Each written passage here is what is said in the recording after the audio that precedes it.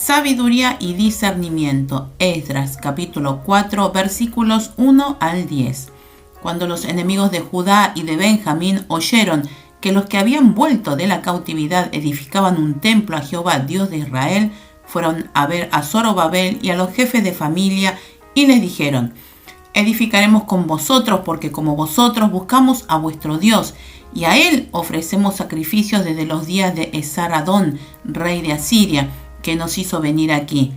Zorobabel, Jesúa y los demás jefes de casas paternas de Israel dijeron: no nos conviene edificar con vosotros la casa de nuestro Dios, sino que nosotros solos la edificaremos a Jehová, Dios de Israel, como nos mandó Ciro, rey de Persia.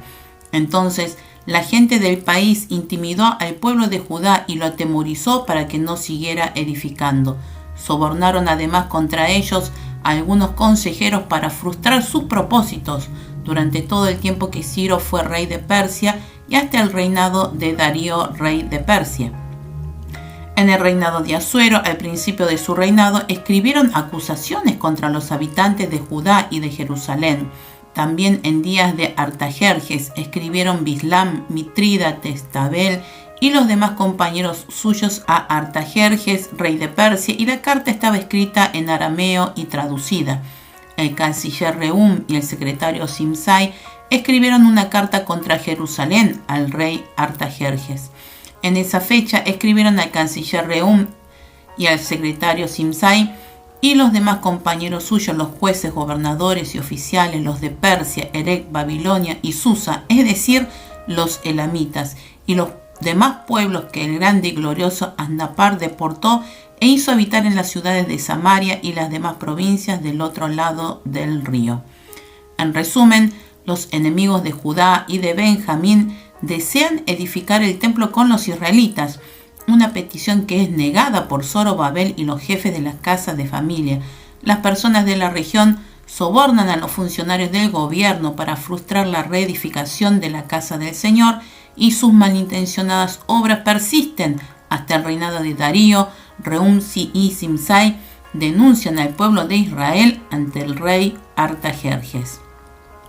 La primera parte de la ayuda a la meditación se titula Los adversarios desean participar. No siempre la obra de Dios marcha de viento en popa. Al comenzar la reconstrucción del templo, algunos manifiestan su deseo de participar de ella, como los enemigos de Judá y de Benjamín, descendientes de los israelitas, que se habían mezclado con los pueblos gentiles que el rey de Asiria había traído a morar en Israel en el reino del norte. Muchos de ellos eran prósperos y ante el retorno de los judíos del cautiverio querían fingir su participación en la reconstrucción del templo para detener la obra e impedir el fortalecimiento del pueblo de Dios. Zorobabel y los jefes de familia se refieren al edicto del rey Ciro para negar su petición, limitando solo a los judíos la reedificación del templo. Aunque se presenten conflictos, como líderes debemos detener el sincretismo religioso por todos los medios posibles. ¿Por qué los líderes rechazan la participación de algunos en la construcción del templo? ¿Cómo puedo distinguir las intenciones de otros? La segunda parte de la ayuda a la meditación se titula Los que detienen la obra.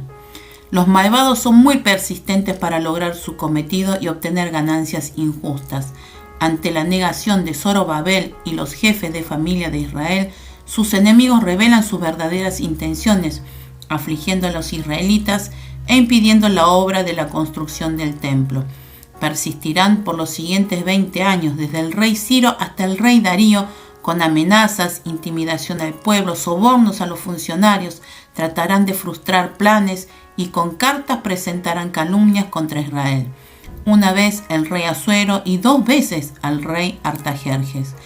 Son cartas de denuncia en las que se oponen a la reconstrucción del templo y de los muros de Jerusalén. Utilizarán todo lo que se encuentra a su alcance por temor al fortalecimiento de Judá y la pérdida de sus beneficios personales. ¿Por qué los adversarios tratan de impedir la reconstrucción del templo con tanta persistencia? ¿Cómo debo tratar a los que se oponen constantemente a la obra de Dios? La carta a Dios dice: Dios, recuérdame que en el mismo momento en que me dispongo a obedecer tu voluntad, comienzan los ataques de Satanás contra mi vida. Deseo sumergirme en tu palabra y discernir las pruebas que pueden venir por medio de personas o ambientes. Creo con convicción que nada puede estorbar ni detener tus planes. El ensayo para meditar se titula Al que más se esfuerza. Dios usa a quien más se esfuerza y no al mejor. El Señor nombró discípulos a unos pescadores de Galilea y utilizó a Pablo, Bernabé y otros humildes cristianos de la iglesia de Antioquía, quienes pusieron todo su esmero como herramienta para transformar la historia del planeta. Sin embargo, el problema surge cuando los cristianos intentan ser los mejores como la gente de este mundo, aceptando con facilidad sus valores y sus injusticias. Dicho en otras palabras, abandonan fácilmente la conciencia de la fe en la vida. Quien hace todo lo que puede para alcanzar lo mejor puede llegar al lugar más alto económicamente y materialmente y conseguir el poder, pero difícilmente serán utilizados como herramienta del Señor, porque usualmente ser el mejor con los valores del mundo y buscar lo mejor es un fruto de ambición. Dios no nos evalúa parcialmente, sino que revisa la totalidad de cada persona a pesar de nuestras limitaciones. Así, el Señor nos utiliza y renueva una generación entera cuando hacemos todo lo que podemos en Él, considerando nuestras limitaciones. El Señor utiliza a quienes se dirigen por una angosta puerta y transforman al mundo a través de ellos. Por lo tanto, solo hay una manera de vivir sin caer en la trampa del hombre que nos engaña con sus aplausos y felicitaciones, y es caminando con la meta en el Señor que nos premiará. Buenos días, hermanos, bienvenidos al devocional del día lunes 4 de abril. Hoy el título de este devocional que dice sabiduría y discernimiento. A veces necesitamos tanto esta sabiduría y este discernimiento que vengan de parte de Dios para esperar los tiempos de Dios, para actuar en los tiempos de Dios, para seguir la voz de Dios que nos habla diariamente, poder distinguirla, poder saber cuáles son los pasos que debemos seguir. A veces el enemigo quiere entrar a la iglesia disfrazado como de ayuda, disfrazado como si fuesen palabras de necesidad, o muchas veces diciendo te voy a dar una mano, te voy a ayudar, esto va a ser bueno.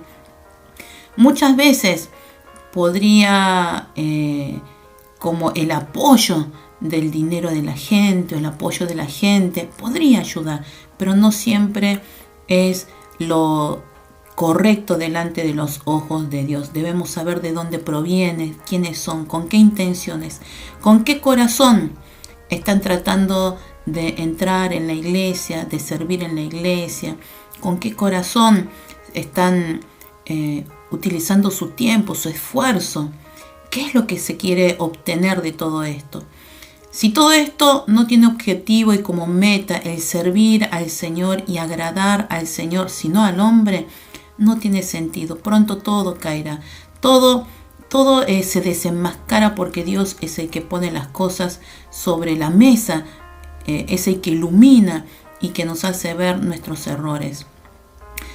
Que en esta mañana podamos nosotros también aprender a ser sabios, a poder discernir, no con nuestra mente, no con nuestros pensamientos ni con nuestras emociones, sino aprender a discernir a través del Espíritu Santo. Y para eso necesitamos estar en la presencia de Dios, para eso necesitamos leer la palabra de Dios, entenderla y obedecerla, aunque nos parezca muy loco lo que nos está pidiendo, aunque parezca tan difícil lo que el Señor nos pide, aunque pensemos y digamos, no, esto ya no se puede seguir.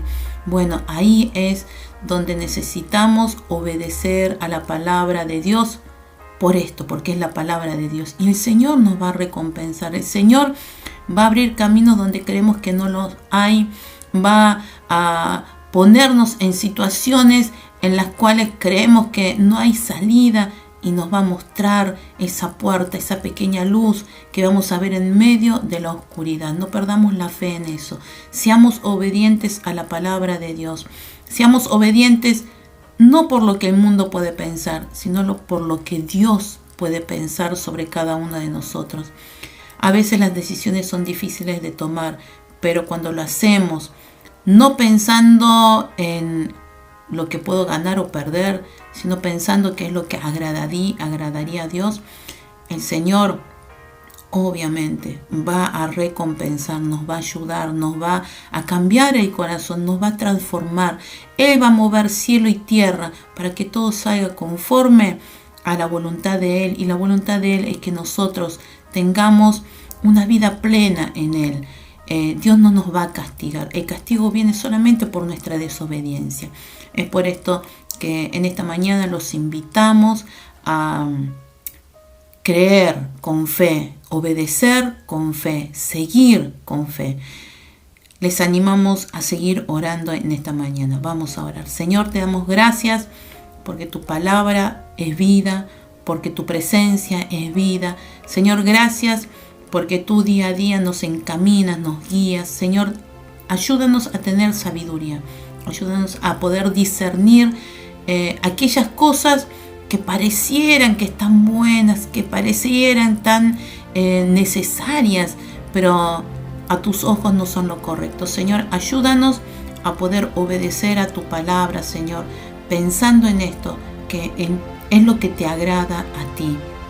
Señor, ayúdanos a mirar con tus ojos, a sentir con tu corazón, que tu Espíritu Santo nos llene diariamente, Señor, para poder seguir tus caminos, Señor, para fortalecernos en ti, para que día a día, Señor, podamos estar en tu presencia. Bendícenos, Señor, en esta mañana. En el nombre de Jesús oramos. Amén.